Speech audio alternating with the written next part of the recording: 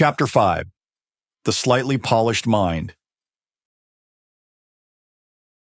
3 areas of athletic performance have been tested and examined in Olympic athletes. One was physical skill, the second was sport-specific acts, and third was mental focus. The physical skills involved in sports can be diverse. They may include the strength to lift heavy weights, endurance to run long distances, high levels of flexibility, or excellent hand-eye coordination.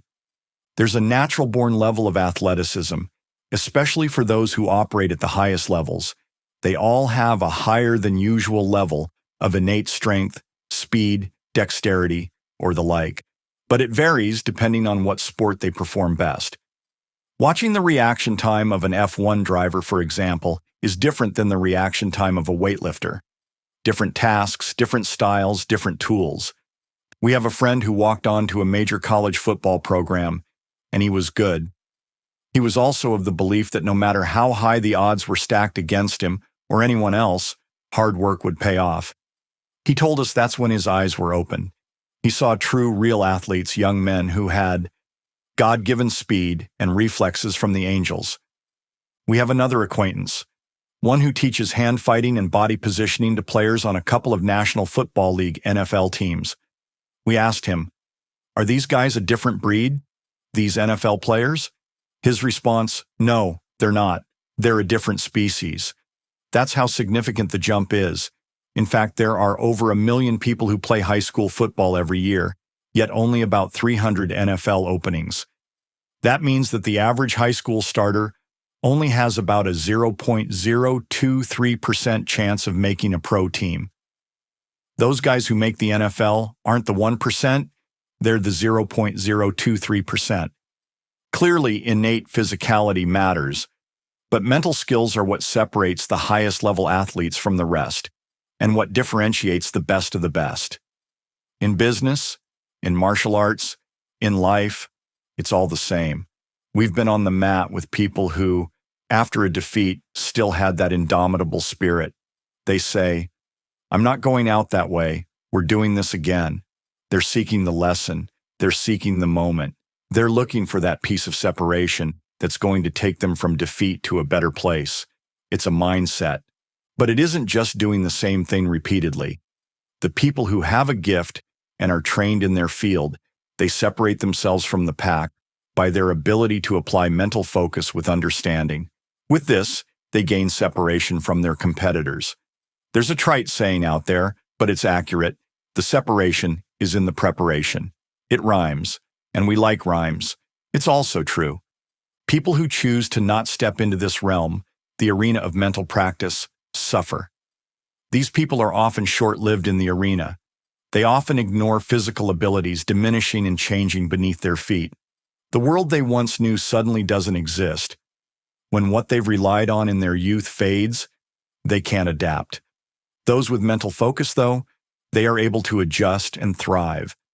Everyone should consider bringing that kind of mental acuity into our day-to-day lives, the workplace, relationships, and also to what we do for recreation. An audit will bring a higher level of performance, a better understanding, and more enjoyment in all aspects of our lives. Did we recommend bringing the same level of mental performance to our business, personal, and recreational lives as an Olympic athlete does to their sport? Yeah, we did, but it's turned from 11. It is a wonderful adaptation to place into the world. There are many books on mental toughness, mental focus, and grit. There are various programs out there too, such as the Finding Mastery program created by Dr. Michael Gervais, a professor from USC. His clients include NFL Super Bowl champions, CEOs, Olympic medalists, world record holders, and co-author Lawrence Kane, who hasn't accomplished anything as impressive as that, but he has been inducted into the procurement industry's Hall of Fame. Dr. Gervais also hosts a Finding Mastery podcast that's recommended. Don't seek perfection, seek that opening.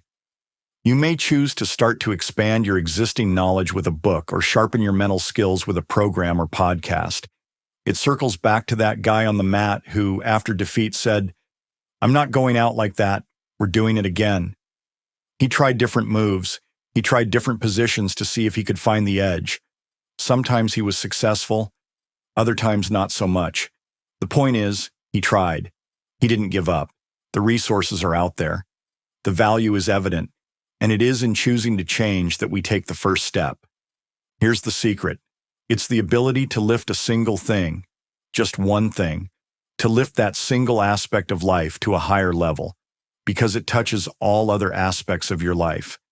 It makes for a better existence. It makes for a better experience for you, and it improves the experience of you with the people who are closest to you. Takeaways. There is a significant difference in athleticism between individuals who possess innate abilities and those who solely rely on hard work. Mental skills are identified as a key differentiator among top performers. People who neglect mental practice often struggle and are short-lived in their respective arenas.